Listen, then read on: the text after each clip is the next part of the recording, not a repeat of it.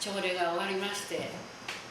木造2階建ての事務所へ上がった途端、もうピカッと、もうそれこそもう大きなマグネシウムをもう顔へもバッともうぶっかけられたような衝撃を受けましてね、皆さんはもうこのガラスの破片でも血を流している人、もうそれこそもう無傷なの私一人ぐらいやったんです。市内の方を見ましたら、もうそれこそもう日の出がガーッとも上がってますし、一体もうこれは何が起きたんやろうと、8時、15分の出来事は、瞬間の出来事はもう終生も忘れることはできませんですね。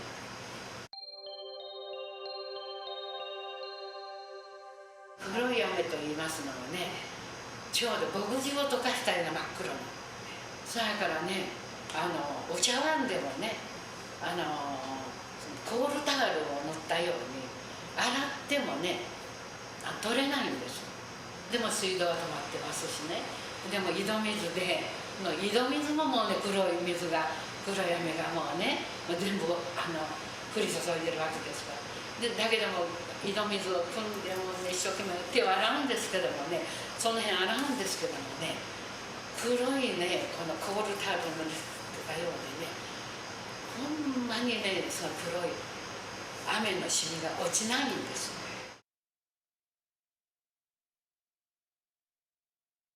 そして、やっとね、母も私も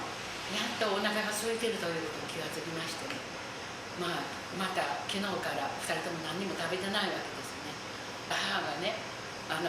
裏の花畑もね飛んで行って「綾子、ええものがあったよ、トマトが落ちてる」と「トマトがあるじゃないの」って言うんですね。で私はね、トマトが大嫌いやったんです。だけどね、体の弱い私にね、母はね、トマトは需要があるんじゃから、トマトを食べるようにならないけんけねと、そう言いましてね、毎日ね、トマトを作り続けてたんです。そのトマトがね、黒い雨にね、叩かれて、裏の花畑にね、落ちてるんですね。その黒い雨の中から黒いトマトを拾ってきて、母が私に食べさせてくれました。私はもう無我夢中でその黒いトマトを食べました。ああ、おいしいよお母さん、一緒に食べよう。やっともうね、トマトが食べれるようになった。でもその晩からね、もう2人とももう熱が出て、またものすごいもうね、下痢なんです。ほんで母とね、なんでやろうね、もうなんでこんなにもね下痢するんやろ、何にも食べてへんのに、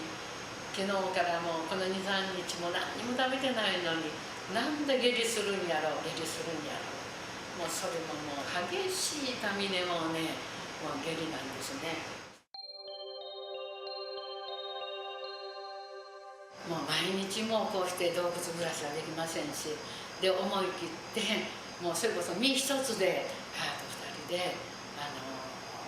実家の方へ身を寄せたんです。そうしたらですね、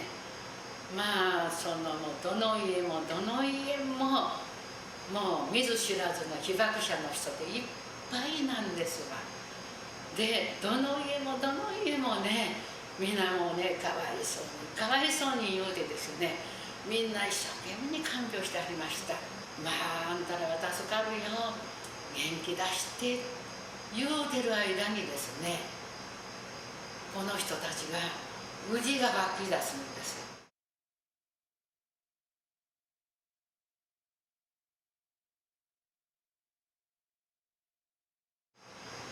口から目から鼻からもう体中から私はそのうじをね取ってあげるんですね。取ってもね、うじがどんどんもね湧き出してくる。そうしたら必ず2日か3日目には皆ことっと亡くなられる、息を引き取られるんです。もうなんとほんまにね、放射能の恐ろしさというのはね、もう組織、体の組織までね、もう破壊し尽く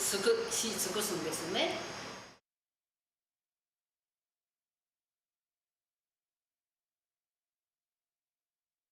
被爆者はね、本当にもう今日どうして生きようか、明日はどうしたら生きられるのか、こういうもうね、終戦の日からの、状態でした。だから被爆者は生きるも地獄ね、死ぬも地獄、生きるも地獄の毎日やったんですね。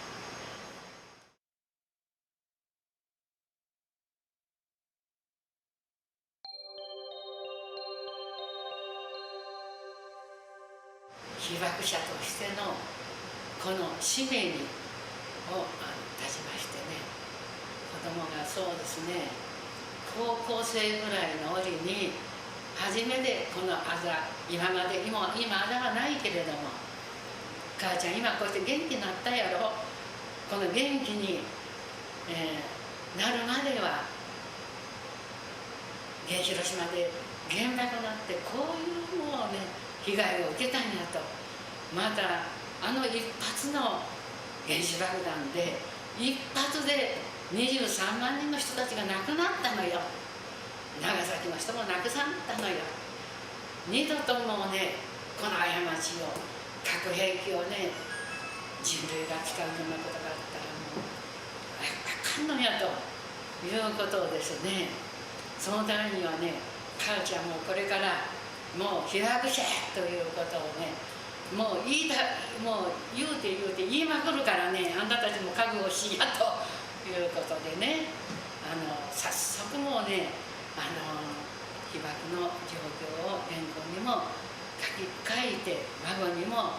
また皆さんにも語らして話をさせていただいております。